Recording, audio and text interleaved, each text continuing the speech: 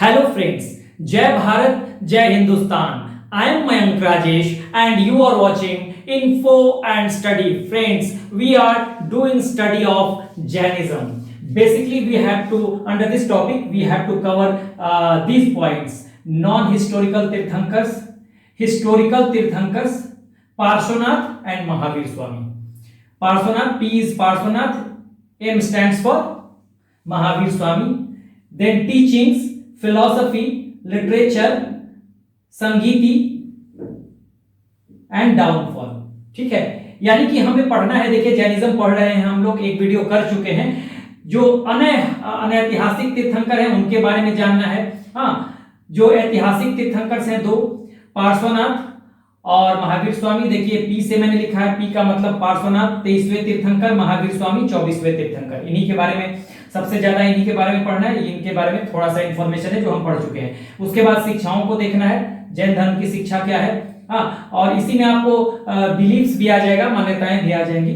Philosophy है, ठीक है, टीचिंग्स फिलॉसफी में बिलीफ्स और मान्यताएं सब आ जाएगी। तो टीचिंग्स अलग होगा और फिलॉसफी जो है ना, दर्शन, उसमें थोड़ा सा उसका जो बिलीफ है, मान्यता भी उसमें इंक्लूड कर सकते हैं। साहित्य के बारे में देखेंगे और जैनिज्म काउंसिल, जैसे बुद्धिस्ट काउंसिल हमने देखा था, वैसे ही इसको जैन संगीति बोलते हैं हिंदी में। तो संगीतियों को देखेंगे, दो संगीति हुए थे, और पतन को देखेंगे। तो ये हमें कवर करना है सारे पॉइंट्स को, जिसमें कि हम पहले वीडियो में नॉन हिस्टोरिकल तीर्थंकर्स यानी कि अनैतिहासिक तीर्थंकर जो हैं 1 से 22 तक, उसको हम कवर कर चुके हैं। ठीक है, 1 से 22 तक कवर कर चुके हैं हम। तीर्थंकर का मतलब मैंने बताया भी था, रिलीजियस गुरु कहें, हाँ, या आप रिलीजियस आप टीचर कहें। ठीक है, तो तीर्थंकर का मतलब ये होता है। ठीक है, अब हिस्टोरिकल में दो ही थे, पार्श्वनाथ और महावीर स्वामी। ठीक है, तो हम पार्श्वनाथ जो 23वें तीर्थंकर थे उनको हम पढ़ चुके हैं। आज हम महावीर स्वामी को पढ़ेंगे। हाँ, आज का टॉपिक सिर्फ महावीर स्वामी पर होगा। टीचिंग्स, फिलॉसफी ये सब बाद में होगा। थोड़ी सी हल्की फुल्की टीचिंग की बात करेंगे, ज्यादा नहीं करेंगे, और थोड़ा सा कंपैरिजन करेंगे, हम तुलना करेंगे पार्श्वनाथ से महावीर स्वामी को आज के वीडियो में। ठीक है, तो मैंने आपको जब शुरू किया था, तो मैं हर वीडियो में थोड़ा सा बैकग्राउंड देते हुए चलता हूं। तो देखिए, मैंने बताया था कि वैदिक पीरियड का समय 1500 से 600 बीसी, ऋग वैदिक पीरियड या अर्ली वैदिक पीरियड, जिसे हिंदी में पूर्व वैदिक काल कहेंगे, वो 1500 से 1000 बीसी तक का, यानी ईसा पूर्व तक का। लेटर वैदिक पीरियड यानी उत्तर वैदिक काल 1000 से 600 बीसी तक का है। देखिए, 1500 से 600 बीसी यानी 1500 से 600 बीसी तक का ये पीरियड है। ठीक है, अब यहाँ पर क्या होता है, यहाँ पे लाइफ सिंपल है। मैंने बताया था कि जब उत्तर वैदिक काल में पहुंचते हैं तो ब्राह्मणों का वर्चस्व बढ़ता है। यहाँ पर कर्मकांड, पशु बलि, ठीक है, आडंबर, सुपरस्टिशन, बहुत सारी चीजें बढ़ जाती हैं। दिन भर लोग यज्ञ में लिप्त रहते हैं, कर्मकांडों में, सैक्रिफाइसेस में, पशु बलि में लिप्त रहते हैं। तो 6th सेंचुरी बीसी में आते आते इसके खिलाफ एक रिलीजियस मूवमेंट शुरू होगा। ठीक है, तो 6th सेंचुरी बीसी में जो रिलीजियस मूवमेंट शुरू होगा वो जैन धर्म और बौद्ध धर्म के रूप में सामने आएगा। तो बौद्ध धर्म हम पढ़ चुके हैं, जैन धर्म को पढ़ना है। जो 6th सेंचुरी बीसी है, इसी को हम बुद्धा का पीरियड भी कहते हैं, बुद्धा पीरियड भी कहते हैं, बुद्ध काल भी कहते हैं। और जब हम यहां से यहां पहुंचते हैं तो 6th सेंचुरी बीसी को महान परिवर्तनों का काल कहते हैं। ठीक है, the period of great changes, हाँ, is called the 6th century BC.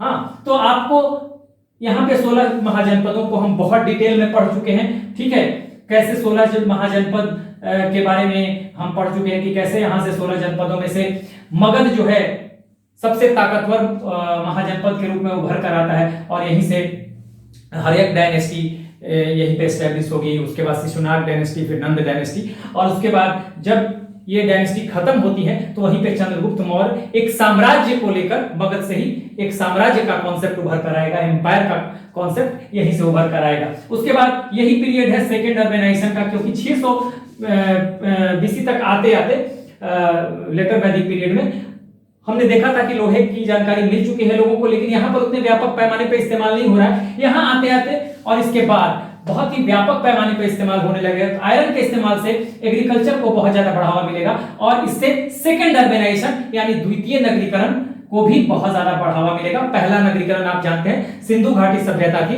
तो इसके बारे में मैंने क्वेश्चन बताया भी हुआ है कि पहले नगरीकरण की बात की जाए तो वो सिंधु नदी के सहारे थी, और द्वितीय नगरीकरण गंगा नदी के सहारे हुई है। ध्यान रखिएगा, सवाल आ जाता है द्वितीय नगरीकरण किस नदी के सहारे, तो गंगा नदी के सहारे। ठीक है, उसके बाद मैंने बताया है कि ये दौर वो भी है जब वैदिक धर्म के खिलाफ, इस वैदिक कर्मकांडों के खिलाफ, सेक्रीफाइसेस के खिलाफ, ब्राह्मणों के खिलाफ एक आंदोलन उभर के आते, कई आंदोलन उभर के आते हैं, रिलीजियस मूवमेंट कई उभर के आते हैं। तो धार्मिक आंदोलन जो है वैसे तो कई उभर के आए, लेकिन जो मेन उभर के आए बहुत ही प्रखर रूप से, वो जैनिज्म और बुद्धिज्म। ठीक है, बौद्ध धर्म और जैन धर्म, बौद्ध धर्म हमने डिटेल पढ़ा था गौतम बुद्ध के बारे में।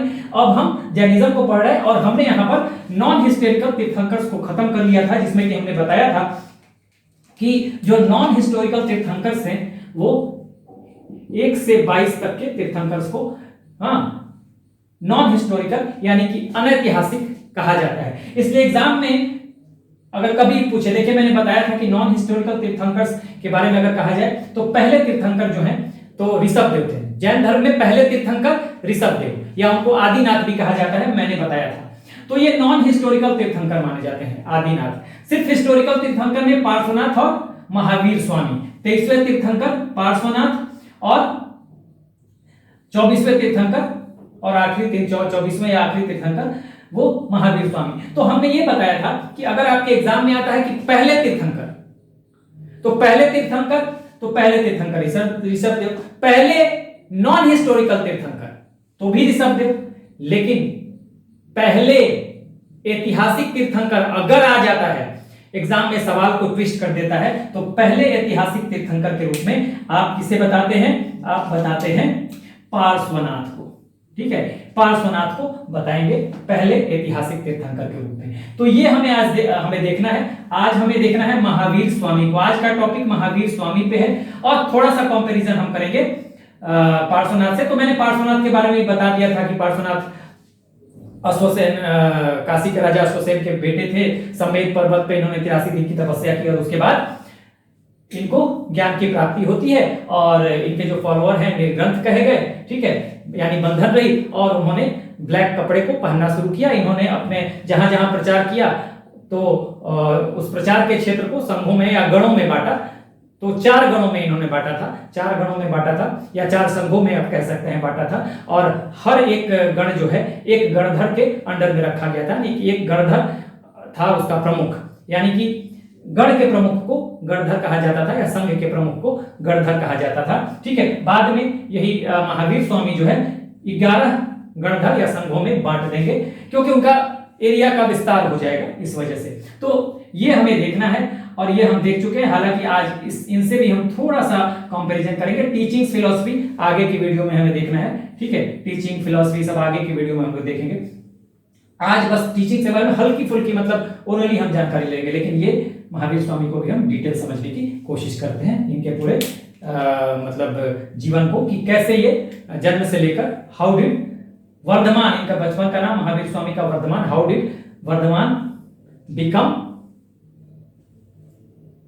महावीर स्वामी। ओके, तो इस पे हम लोग अभी देखने वाले हैं। तो आगे बढ़ते हैं। आइए अब हम देखते हैं महावीर स्वामी को। पार्श्वनाथ हम लोग पढ़ चुके हैं, बस लास्ट में थोड़ा कंपैरिजन करेंगे। ठीक है, तो महावीर स्वामी के बारे में अभी हमें पढ़ना है। महावीर स्वामी, ठीक है, महावीर स्वामी हमारे टॉपिक हैं आज के। और देखिए, आप 1-2 नाम इनका और लिख लीजिए, आगे तो और भी नाम मिलेंगे, बट अभी हम तत्काल स्वामी एक रखिएगा। निगंठनाथ भी अगर मिल जाए तो निगंठनाथ भी इन्हीं का नाम है। उसके अलावा आपको नाम मिल जाए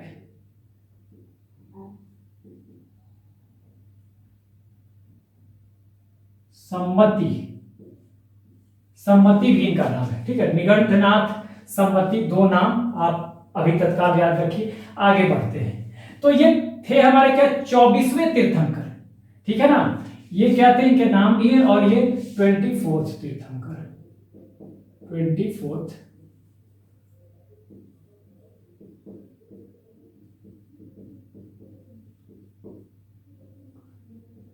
24th तीर्थंकर, तीर्थंकर का मतलब मैंने बता दिया है, रिलीजियस टीचर या रिलीजियस, वो आप कह सकते हैं धार्मिक गुरु, ठीक है, तो जो भी कह लें तीर्थंकर। अब महावीर स्वामी के बारे में जानते हैं। देखिए, एक है सिद्धार्थ, ठीक है, और इनकी पत्नी है त्रिशाला। त्रिशाला, ठीक है, ये मैंने माइनस यहां पे प्लस लगा दिया, मेल फीमेल मैरिज का साइन है, ठीक है। तो यहां पर सिद्धार्थ जो है, ये सिद्धार्थ ये वज्जी संघ में है, वज्जी के वज्जी संघ, वज्जी है, और वज्जी में ही वज्जी के ये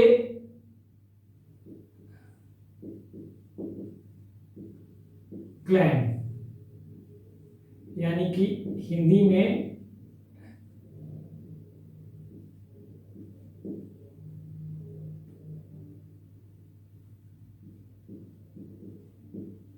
गात्रिक वंश या कुल, हाँ, ये वज्जी संघ में गात्रिक वंश या इसके कुल के क्या है, ये क्षत्रिय है, क्षत्रिय है, ठीक है, ये है क्या, क्षत्रिय है, ऐसे लिखेंगे। सिद्धार्थ जो है क्षत्रिय है, ठीक है, क्षत्रिय, कहां के क्षत्रिय हैं, वज्जी के, वज्जी के, ठीक है। और वज्जी में किस क्लैन या वंश से ये संबंध रखते हैं, ज्ञात्रिक वंश, JNATRIK क्लैन। ये आपको अलग अलग थोड़ा बहुत नाम के प्रोनाउंसिएशन में, इसके प्रोनाउंसिएशन में, उच्चारण में थोड़ा बहुत फर्क लगेगा, मिलेगा। वज्जी संघ में बता दूं आपको कि वज्जी सिद्धार्थ के ये माता पिता है, ठीक है, सिद्धार्थ और त्रिशाला, ठीक है। ये भी क्या है, ये सिस्टर है, बहन है, किसकी, ये ब्रैकेट में मैं लिख देता हूं, ऑफ लिच्छवी किंग चेतक, लिच्छवी नरेश चेतक की बहन है, कौन, त्रिशाला, ठीक है। और ये सिद्धार्थ जो है ये क्षत्रिय हैं, कहां के, वज्जी के क्षत्रिय हैं, और किस कुल से हैं, किस वंश से हैं, तो ज्ञात्रिक वंश से हैं, ठीक है। तो इन्हीं के बेटे हैं कौन, महावीर। हम अभी देखेंगे महावीर किस तरह से, सॉरी वर्धमान, अभी वर्धमान है, बाद में ही महावीर बन जाएंगे, ठीक है, वर्धमान, ठीक है। अब देखिए, वर्धमान के बारे में कहा जाता है कि ये एक ऋषभ दत्त, एक कहानी है, एक ऋषभ दत्त और देवनंदा, ऋषभ दत्त एक ब्राह्मण थे, उनकी वाइफ थी देवनंदा, पत्नी थी। तो कहा जाता है कि ये पहले देवनंदा के गर्भ में आए थे, लेकिन बाद में इंद्र ने क्या किया, चूंकि इस घराने में ये जैन धर्म में जितने भी तीर्थंकर हैं वो सभी क्षत्रिय कुल से थे, इसलिए इंद्र ने क्या किया कि इनको देवनंदा के गर्भ से निकालकर डाल दिया त्रिशाला के गर्भ में। अब ये एक कहानी है, कहा यह भी जाता है कि ब्राह्मणों पर क्षत्रियों का एक तरह से प्रतिष्ठा स्थापित करने के लिए ये कहानी गढ़ी गई होगी, हो सकता है, ठीक है, लेकिन ये एक कहानी है, बस इसको समझिएगा। अब वर्धमान जो है इनके बेटे हैं। अब वर्धमान के बर्थ के बारे में जान लेते हैं। बर्थ देखिए, वर्धमान का जो बर्थ है,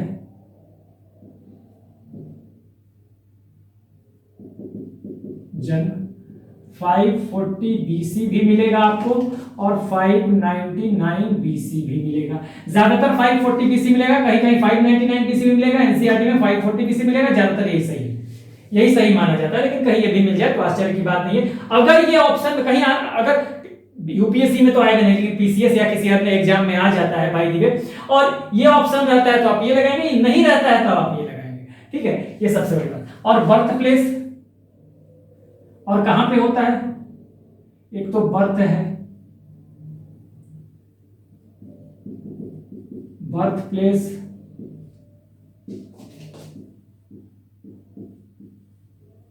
कुंडग्राम वैशाली, ये कई बार आ चुका है, पीसीएस में तो कई बार आ चुका है, कहां पे उनका जन्म स्थान है, तो कुंडग्राम आप ध्यान रखिएगा। और वैशाली को ही वसाड़ भी कहते हैं, मैं हिंदी में लिखता हूं वसाड़, तो कहीं आ जाए कि वसाड़, अगर ऑप्शन में वैशाली ना हो वसाड़ हो तो आप वसाड़ को लगाएंगे, ठीक है। तो ये बर्थ प्लेस हो गया। अब देखिए कि ये बर्थ प्लेस हो गया। हाँ, अब ये 30 वर्ष के जब होते हैं, ठीक है, इसके पहले आप एक चीज और जान लीजिए, ये तो समझ गए, और इनका जो नाम है, देखिए त्रिशाला के कुछ नाम आएंगे, ये भी समझ लीजिए। त्रिशाला के कुछ नाम है, जैसे विदेह दत्ता या प्रियकारिणी,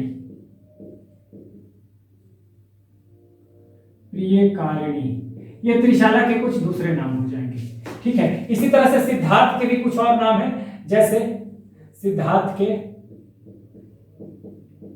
श्रेयास्म, ठीक है,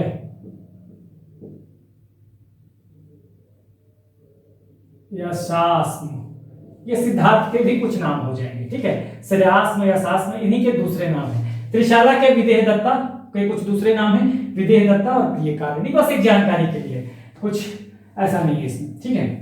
अब देखिए वर्धमान की शादी होती है, देखिए यहां पर मैं प्लस लिखता हूं और यहां पे लिखता हूं, वर्धमान की शादी होती है यशोदा से, ये कौंडिन्य गोत्र की है। एक बात देखिएगा, जन्म भी इनका कुंडग्राम कहां पे है, वैशाली में। लिच्छवी कहां पे है, बहुत जरूरी है समझना आप लोगों को। देखिए ये सिर्फ कहानी नहीं है, बहुत सारी चीजें छुपी रहती हैं इसमें। देखिए अब किस जनपद में इनका जन्म हुआ, महाजनपद में, तो अब देखिए वैशाली है, वैशाली कहां पे था, वज्जी महाजनपद। देखिए मैं आपको बता दूं, एक बार समझ लीजिए इसको, ये जो है, ठीक है, समझिएगा, ये अगर आप देखें, ठीक है, तो यहां पर आप देखेंगे यहां पे पांचाल है, पांचाल के बाद यहां पे कौशल महाजनपद है, जो कि बुद्ध का जन्म स्थान था, कौशल महाजनपद, हाँ, कपिलवस्तु का लुम्बिनी। यहां पे फिर आपको मल्ल है, और उसके बाद यहां पे वज्जी महाजनपद है। और ये वज्जी जो है ये 8 राज्यों का संघ था, 8 राज्य थे इसमें। वैशाली भी वज्जी में, लिच्छवी भी वज्जी में, और ये वज्जी संघ के तो है ही, मैंने बता ही दिया। सिद्धार्थ वज्जी संघ के हैं, इनकी वाइफ वज्जी संघ की हैं। सिद्धार्थ का जन्म वज्जी संघ में होता है, यानी कि इनका जन्म किस महाजनपद में, अगर वैशाली ना दे के दे दे, अगर इनके जन्म का स्थान, कई बार कंफ्यूज करेगा कि कुंडग्राम तो दे सकता है, कई बार आ गया कुंडग्राम की जगह देगा कहां पे, वैशाली की जगह वसाड़ दे सकता है, ठीक है। ये भी दे सकता है कि किस महाजनपद में हुआ, तो आपको ध्यान रखना है वज्जी महाजनपद में। अगर महाजनपद की बात करें तो वो भी लिख दीजिए कि ये सब बहुत सारी चीजें छुपी हुई होती हैं, सिर्फ ये कहानी नहीं है, ठीक है ना। देखिए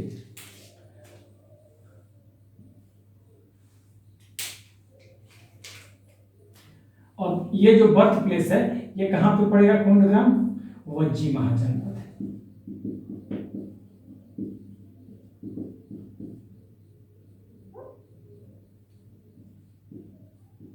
ठीक है, हो गया। कुंडग्राम या वैशाली, वैशाली में ही है ना, तो कुछ भी है तो ये वज्जी महाजनपद में रहेगा, इनका जन्म स्थान वज्जी महाजनपद में। अब यहां तक आपने समझ लिया।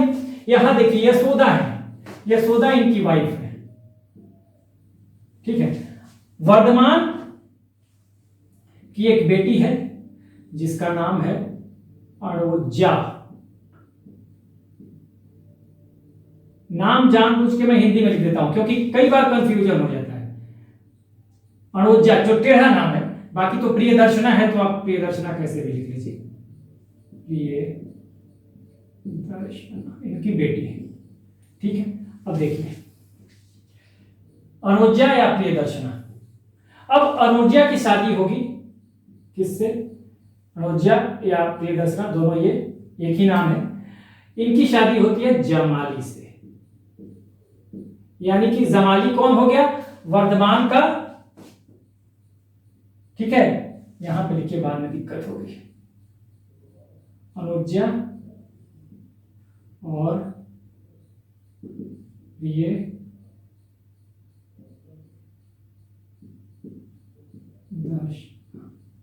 कहीं अरोज्या भी लिखा हुआ मिल सकता है, थोड़ा बहुत नाम में अंतर पड़ेगा, ठीक है।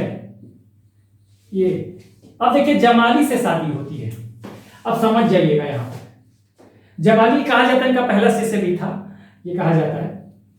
अब जमाली जो है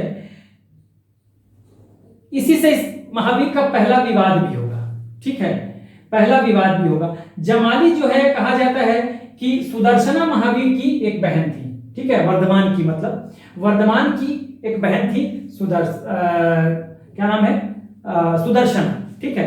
तो सुदर्शना का ही बेटा जमाली था, तो कहा जाता है कि जमाली एक तरह से इनका भांजा भी था और दामाद भी था, ठीक है।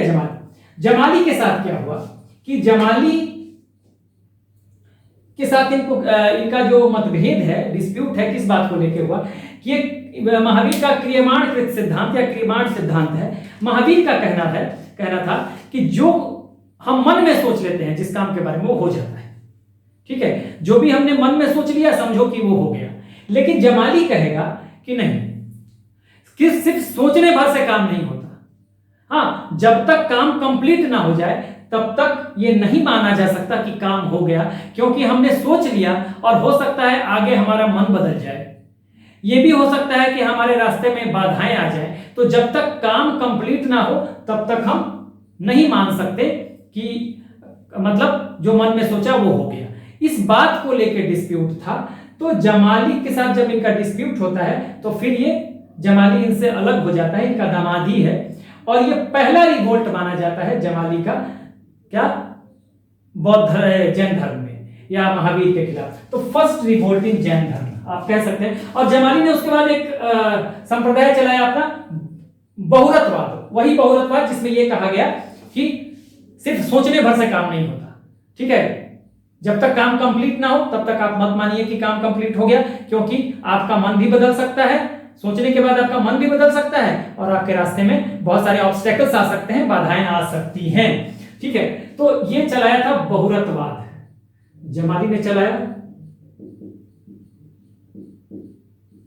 बहुरतवाद। जमाली से इनका डिस्प्यूट होता है, ठीक है, आप लिख सकते हैं फर्स्ट रिवोल्ट। जैन धर्म में जो पहला रिवोल्ट होता है वो जमाली का होता है, ठीक है। तो फर्स्ट रिवोल्ट जमाली करता है, और सेकेंड रिवोल्ट की बात अगर आएगी, सेकेंड रिवोल्ट, तो आप ध्यान रखिएगा सेकेंड रिवोल्ट तिस्सगुप्त,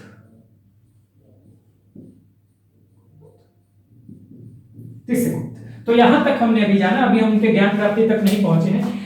छोटा सा एक स्टोरी है कि सिद्धार्थ जो है वज्जी संघ के क्षत्रिय हैं, इनका जो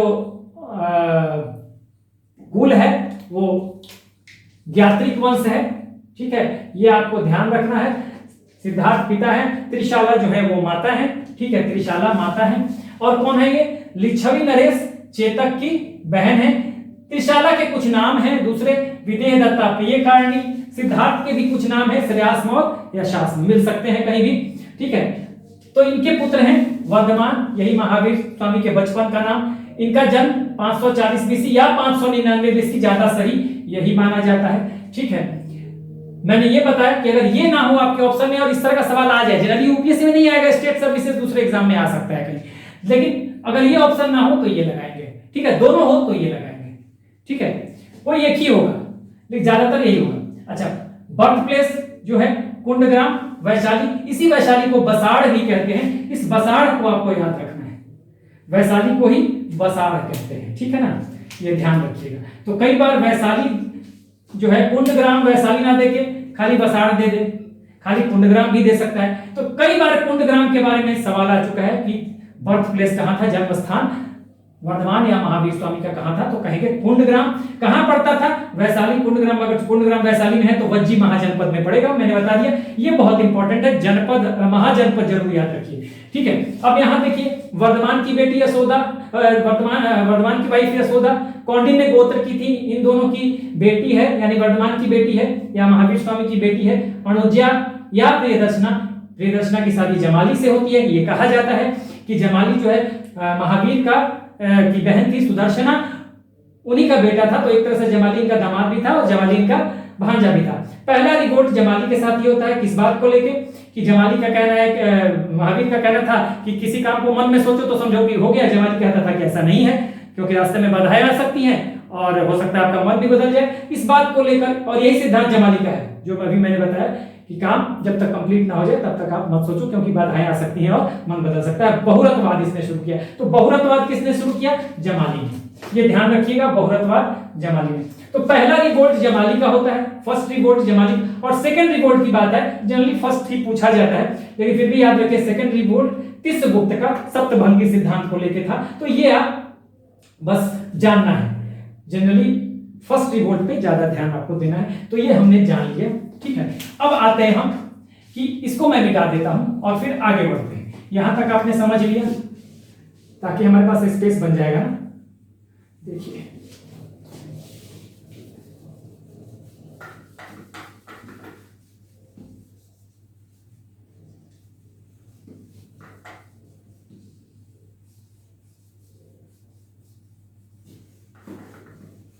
स्क्रीनशॉट आपको ले लिया कीजिए ताकि दिक्कत नहीं है। अब देखिए वर्धमान, वर्धमान वर्धमान मैंने लिख दिया इसको। देखिए कई बार चीजें छूट जाती हैं। वर्धमान, ठीक है। अब देखिए यहां पर जब ये 30 साल के होते हैं, 30 इयर्स, ठीक है, 30 इयर्स में left home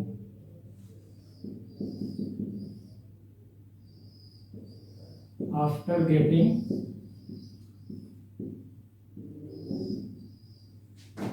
permission from his elder brother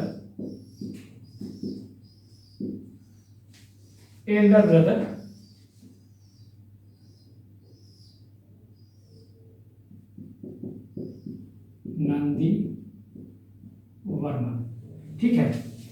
ये और यहां से घर छोड़ के जब निकलते हैं तो ये पहुंचेंगे नालंदा। नालंदा में इनकी मुलाकात होगी किससे?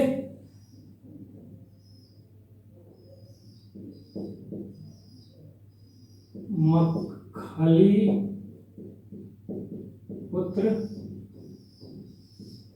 गोसाल, मक्खली पुत्र गोसाल से 6 वर्ष तक ये दोनों साथ रहेंगे और उसके बाद ये दोनों 6 वर्ष तक साथ रहेंगे वर्धमान मक्खली पुत्र गोसाल के साथ। बाद में मक्खली पुत्र के साथ डिस्प्यूट हो जाएगा,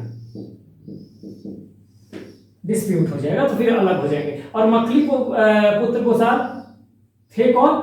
ये आजीवक संप्रदाय इन्हीं का चलाया हुआ था।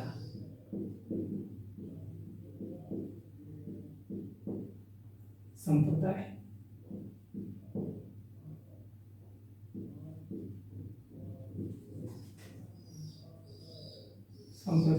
आजीवक संप्रदाय, आजीवक संप्रदाय देखिए सफल नहीं हुआ।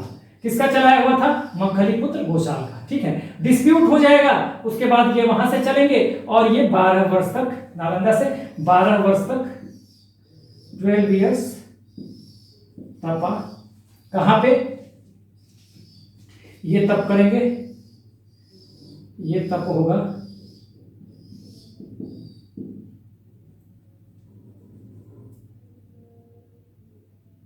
एक बनियान ट्री, बनियान ट्री है, या इसको आप साल वृक्ष कहें, वट वृक्ष कहें, बरगद का पेड़ कहें, साल वृक्ष भी कहा जाता है इसको। साल वृक्ष, बनियान ट्री, बरगद का पेड़, वट वृक्ष। ये है कहां पे? ऋजुपालिका नदी, पालिका नदी के किनारे, रिवर जाम्भिक ग्राम। ध्यान रखिएगा जाम्भिक ग्राम। एक चीज मैं बता दूं आप लोगों को, देखिए अभी मुझे ध्यान आ गया, जब मैं बुद्धिज्म पढ़ा रहा था, कई बार ऐसा होता है कि जब बुद्धिज्म या जैनिज्म हम लोग पढ़ाते हैं तो दोनों एक साथ दिमाग में चलते रहता है, उसमें कई छोटी मोटी मिस्टेक कई बार हो जाती है। जनरली तो नहीं होती, लेकिन कई बार हो जाती। हुआ क्या कि जब मैं आपको बुद्धिज्म पढ़ा रहा था तो वहां तो मैंने लिख दिया कि बोध गया, ठीक है, और वहां पे मैंने ये भी लिख दिया कि निरंजना और पुनपुन नदी के किनारे पीपल के पेड़ के नीचे उन महात्मा बुद्ध को ज्ञान की प्राप्ति, वहां मैंने जाम्बिक ग्राम लिख दिया।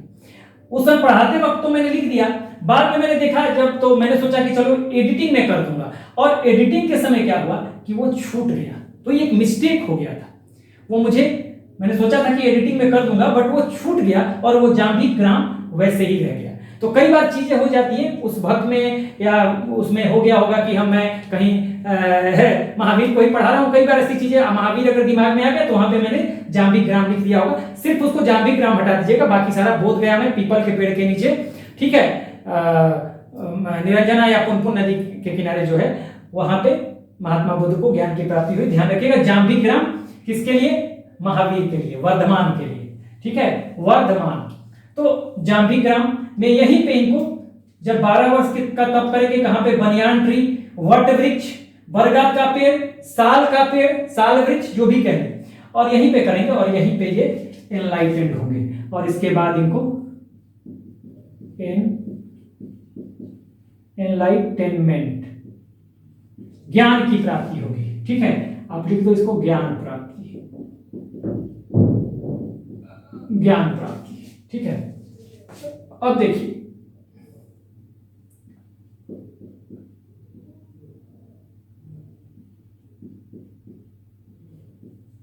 ज्ञान प्राप्ति, ठीक है।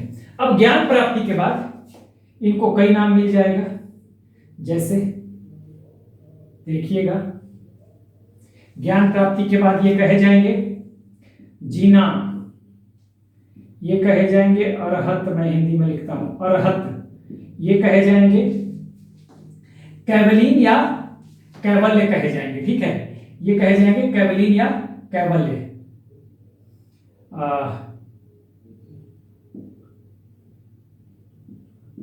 अब ये महावीर हो गए, महावीर।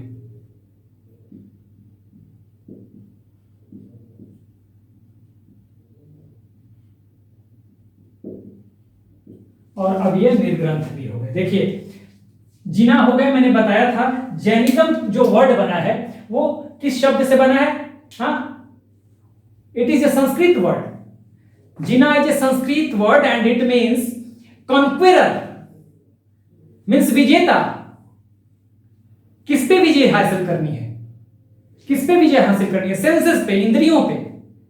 तो कॉन्क्वेरर ऑफ सेंसेस, सेंसेस को जिसने जीत लिया, जिसने अपने इंद्रियों पे विजय प्राप्त कर ली, वो है जीना, ठीक है। अरहत का मतलब योग्य पुरुष, ज्ञानी पुरुष। कैवल्य का मतलब, कैवल्य या कैवलीन भी, कैवलीन भी कहा गया, कैवल्य कहें कैवलीन कहें, ठीक है, कैवलीन भी कहा गया, मतलब पूर्ण ज्ञान जिसको मिल जाए। जैन धर्म में जो कंप्लीट ज्ञान, जो एनलाइटन, जिसको एनलाइटनमेंट मिल जाता है, हाँ, the person who attains enlightenment, हाँ, वो क्या कहलाता है? कैवल्य और या कैवलीन कहा जाएगा। तो यही हो गया कौन? वर्धमान। और इनका नया नाम क्या हो गया? महावीर। जो महावीर स्वामी पढ़ा है, अब ये महावीर हो गए, पहले वर्धमान थे, महावीर, क्योंकि महापराक्रमी, बहुत बहादुर, 12 वर्ष की कठिन तपस्या, बहादुरी का काम है, ठीक है। महावीर, ग्रेट हीरो, निर्ग्रंथ, बंधन रहित। निर्ग्रंथ का मतलब बंधन रहित, ठीक है ना। जब पार्श्वनाथ पढ़ा रहा था वहां भी मैंने बताया था कि जब उनको ज्ञान की प्राप्ति हुई, एनलाइटेड हुए वो, तो उनके फॉलोअर भी, तो वो भी निर्ग्रंथ हो गए, उनके फॉलोअर भी निर्ग्रंथ कहलाए, ठीक है। तो वो कहा जाता है निर्ग्रंथ। तो ये आपको ध्यान देना है। तो यहां तक हमने देख लिया पहला डिस्प्यूट जमाली से, ठीक है ना। अब ये ज्ञान प्राप्ति के बाद फर्स्ट सरमन, फर्स्ट सरमन अगर देखें तो यहीं पे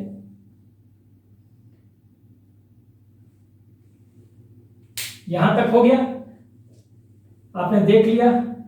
30 साल की एज में घर छोड़ते हैं, भाई हैं नंदी वर्मन, बड़े भाई, उन्हीं से ये परमिशन लेते हैं, नालंदा पहुंचते हैं। यहाँ पे मखली पुत्र गोशाल से मुलाकात होती है, बाद में डिस्प्यूट हो जाएगा, 6 वर्ष तक ये दोनों साथ रहेंगे। और मखली पुत्र गोशाल कौन थे?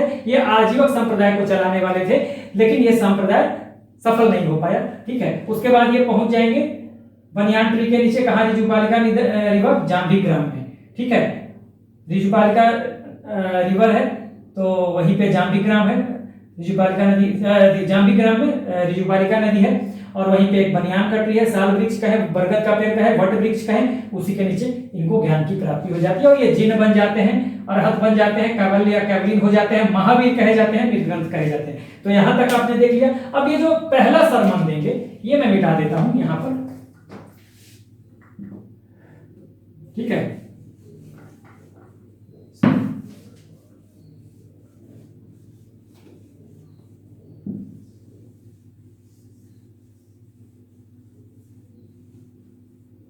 अगर हम देखें यहीं पे मैं लिख देता हूं, ये मिटा देता हूं। देखिए, अब जो महावीर स्वामी जो है वर्धमान, जो कि अब महावीर स्वामी हो गए ज्ञान प्राप्ति के बाद, वर्धमान जो है ये एनलाइटेनमेंट, आफ्टर एनलाइटेनमेंट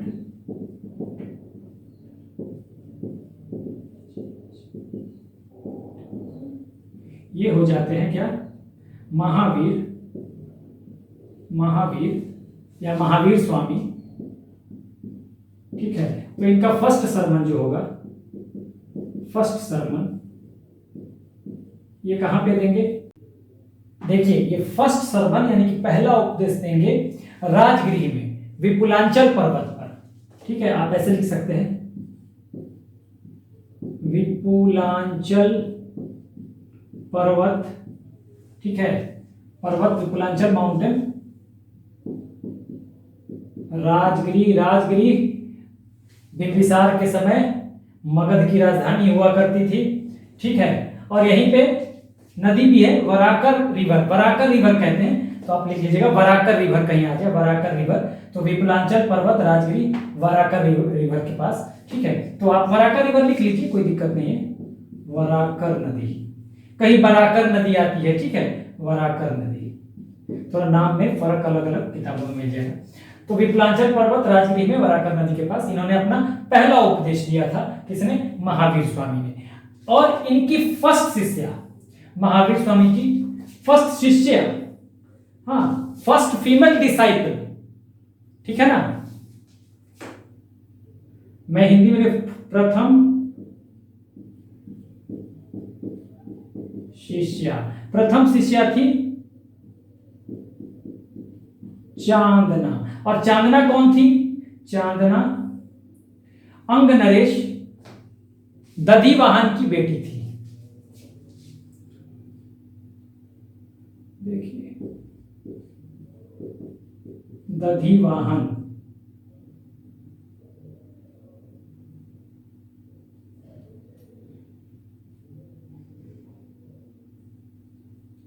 ये चांदना तेजी डॉटर थी। डॉटर किसकी थी,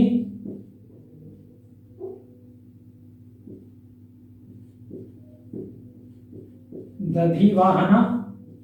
और दधिवाहन कौन थे, ये दधिवाहन को यहीं लिख लीजिए, अंग नरेश, किंग ऑफ अंगा, ऐसे लिख लीजिए,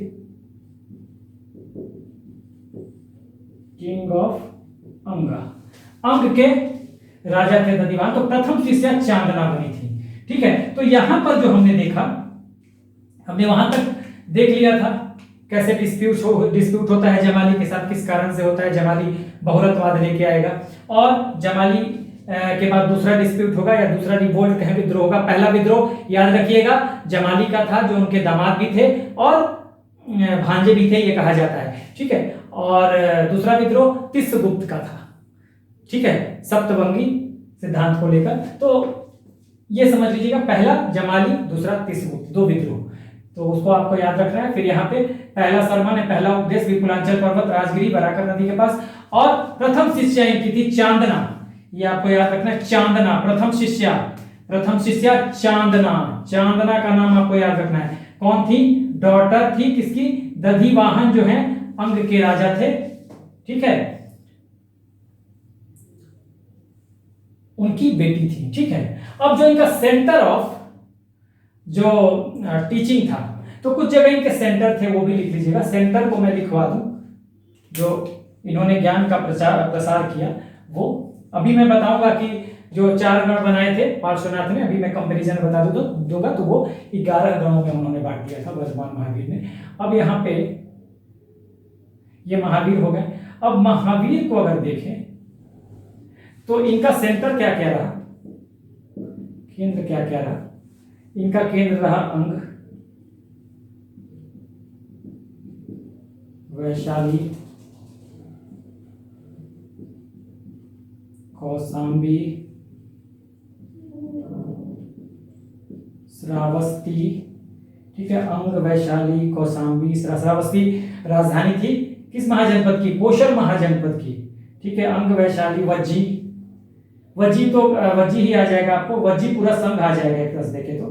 वज्जी, वैशाली वज्जी की राजधानी थी। तो ये सब जो थे ना, ये सब जगह ये इनका सेंटर रहा। ठीक है, ये सब इनका सेंटर रहा जो इन्होंने जैन धर्म का प्रचार किया, तो ये सब सेंटर रहा। आगे हम जब थोड़ा कंपैरिजन करते हैं पार्श्वनाथ से, तो उनके टीचिंग्स को भी देख लेंगे कि क्या क्या टीचिंग्स में बदलाव है, हल्का सा, लेकिन टीचिंग हम पढ़ेंगे बेसिकली, और फिलॉसफी, बिलीफ्स, टीचिंग, फिलॉसफी, वो सब हम अगले वीडियो में पढ़ेंगे। बाकी थोड़ा सा हम पार्श्वनाथ से यहाँ पे तुलना कर लेते हैं। तो आइए हम चलते हैं, आगे बढ़ते हैं। तो आइए आगे बढ़ते हैं और पार्श्वनाथ और महावीर स्वामी के थॉट्स में और टीचिंग में कुछ अंतर देखते हैं। यहाँ पर एक दो चीज और नोट कर लीजिए, उसके बाद फिर हम बढ़ेंगे। एक तो अभी मैंने जो सेंटर लिखवाया ना, उसमें आप सेंटर देखिए, सेंटर में एक दो चीजें और जोड़ लीजिए, उसमें आप राजगृह और नालंदा भी जोड़ लीजिए। मैं फिर से लिख देता हूँ, सेंटर जो था इनका, देखिए कई बार क्या होता है ना, चीजें निकल जाती हैं दिमाग से। सेंटर, सेंटर्स में आप देखिए मैंने अभी लिखा था ना अंग, अंग, और अंग की जगह चंपा भी आ जाए तो कोई बड़ी बात नहीं है, क्योंकि चंपा राजधानी थी। ठीक है, राजगृह, अभी तो बताया कि राजगृह में पहला सरबंध दिया, राजगृह, नालंदा, कौशाम्बी, वज्जी, वज्जी में अगर वैशाली भी दे दे तो कोई दिक्कत नहीं है, वैशाली, तो ये सब जगह थी। ठीक है ना, श्रावस्ती, ठीक है ना, तो राजगृह मगध जनपद में, महाजनपद में। ठीक है, आप कौशाम्बी देखिए वत्स महाजनपद में, वज्जी तो खुद ही महाजनपद था, और वैशाली इसकी राजधानी थी, श्रावस्ती। ठीक है, श्रावस्ती कोशल महाजनपद की राजधानी थी। तो ये आप सेंटर्स में उनका जो जहां जहां उन्होंने प्रचार किया ज्ञान का और मतलब जैन धर्म का, तो एनलाइटनमेंट के बाद, तो ये सब इनके सेंटर है। एक चीज और याद रखिएगा कि रिजुपालिका नदी के किनारे, देखिए मैंने ये बताया था ना कि 12 ईयर्स तपा, 12 ईयर्स तप किया उन्होंने, तपा कहां पे? रिजुपालिका अंडर ए साल ट्री। ठीक है, बनियान ट्री, या इसको साल ट्री कहें, इसको वट वृक्ष कहें, बरगद का पेड़ कहें, कहां पे?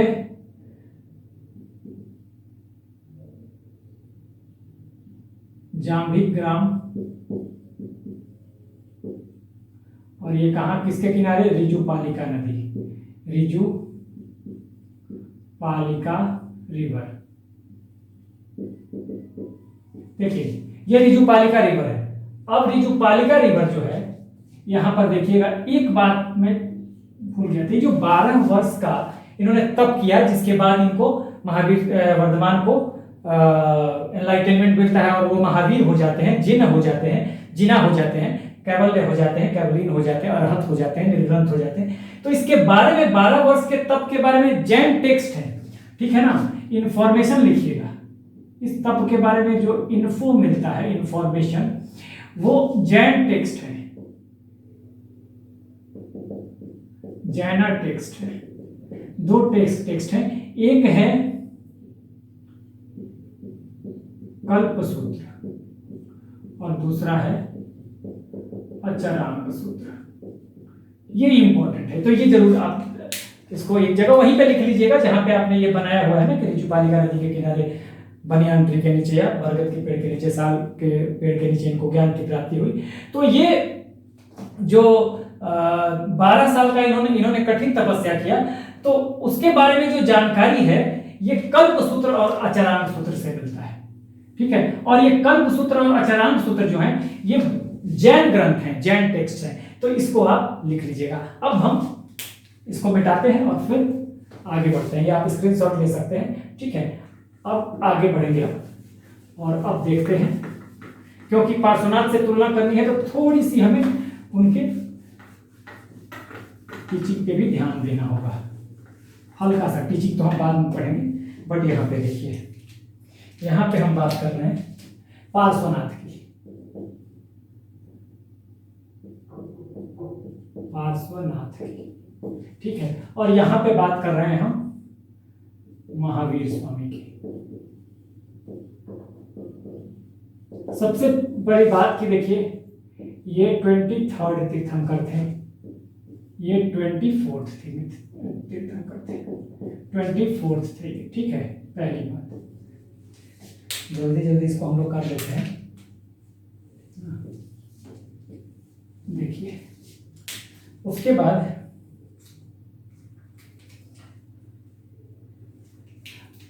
देखिए पार्श्वनाथ ने 4 गण बनाए थे। गण या गण, आप इंग्लिश में भी गणा लिख दे, गण या संघ, इसको संघ भी कहते हैं, संघ। तो 4 संघ बनाए थे जैन धर्म के प्रचार के लिए। लेकिन इसको महावीर स्वामी ने, ये जो गण है, महावीर स्वामी ने 4 से बढ़ाकर संघ जो है, ठीक है, संघ जो है इसको 11 कर दिया, 11 गण बना दिया, क्योंकि इनका एरिया भी विस्तृत हो गया, नहीं तो बहुत कम दिन के लिए थे और थोड़ी बहुत इनके बारे में जानकारी है। तो इन्होंने 4 संघ बनाया था और इन्होंने 11 संघ बना दिया, ठीक है, 11 संघ। हर गण का जो प्रमुख होता था वो गणधर होता था, ठीक है। गणधर इस समय भी है, पार्श्वनाथ के समय भी, हाँ 4 गण है यानी 4 संघ है तो 4 गणधर भी होंगे, हर गण के एक प्रमुख। वैसे ही यहां भी गणधर होंगे, सेम चीज है, खाली संख्या बढ़ गई, पहली बात, ठीक है। उसके बाद आप देखेंगे, देखिए यहां पर एक चीज और कर दिया इन्होंने, संघ में, यहां पे संघ के मेंबर्स को 4 पार्ट में बांटा, ठीक है। ये संघ के जो मेंबर्स हैं, मेंबर्स 4 पार्ट में हो गए। देखिए भिक्षु भिक्षुणी, यानी कि आप कहें मॉन्क और नन्स, भिक्षु भिक्षुणी, और यहां पर श्रावक। देखिए अब यहां पे समझने वाली बात है, मॉन्क्स, नन्स, श्रावक, श्राविका, ठीक है। यहां पे अंतर क्या है कि एक तो पहली बात की 11 बना दिया, फिर 4 मेंबर्स को 4 पार्ट में बांटा, एक तो भिक्षु और भिक्षुणी है और दूसरे श्रावक और श्राविका है। तो श्रावक और श्राविका जो है, जैसे आपने बौद्ध धर्म में पढ़ा, उपासक और उपासिका मैंने बताया था, बौद्ध धर्म में भी मॉन्क्स हैं, नन्स हैं।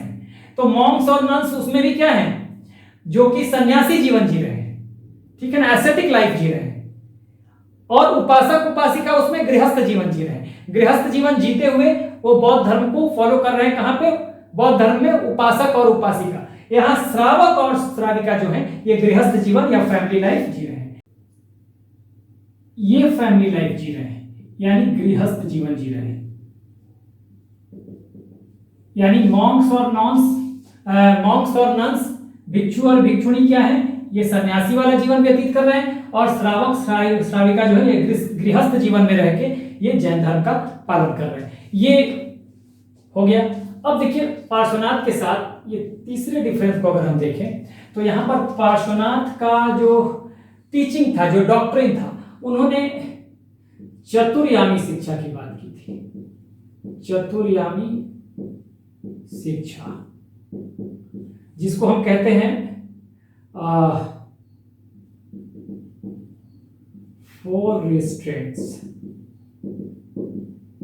ठीक है। अब चतुर्यामी शिक्षा में क्या था, देखिए यहां पे आप अगर देखें तो ये था ट्रूथ, हाँ आपको रोक के रखना है, डोंट टेल ए लाई, झूठ नहीं बोलना यानी सच ही बोलना है, नॉन वायलेंस, अहिंसा का पालन करना है, उसके बाद अस्तेय, यानी कि डू नॉट स्टील, चोरी नहीं करना। और चौथा अपरिग्रह, ये मैंने बता दिया था आपको। अपरिग्रह का मतलब डोंट एक्युमुलेट मनी, धन का संचय नहीं करना, धन का संग्रह नहीं करना। तो आपको पार्श्वनाथ जो है इन्होंने चतुर्यामी शिक्षा दी थी, 4 रिस्ट्रेंट्स की बात कही थी।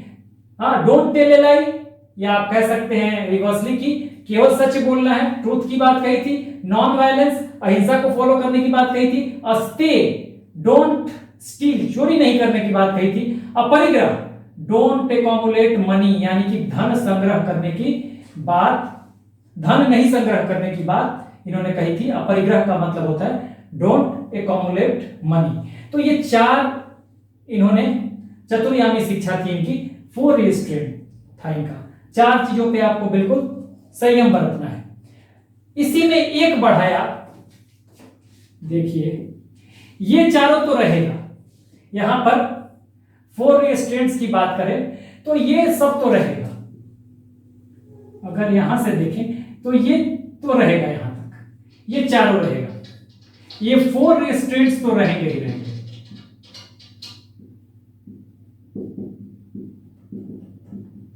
इसमें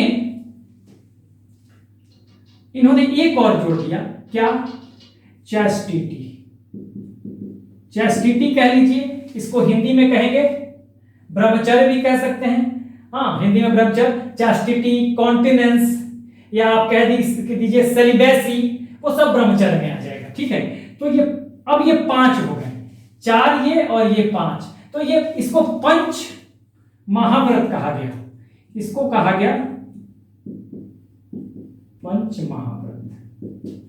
तो ये एक अंतर था। इन्होंने क्या किया, चतुर्यामी शिक्षा जो है उसको तो रहने ही दिया, केवल एक इसमें ब्रह्मचर्य ऐड कर दिया, चैस्टिटी ऐड कर दिया, और चैस्टिटी ऐड करके उसको पंच महाव्रत बना दिया। तो ये एक अंतर था पार्श्वनाथ और महावीर स्वामी के इसमें। दूसरा एक और देख लीजिए, यहां पर अंतर है।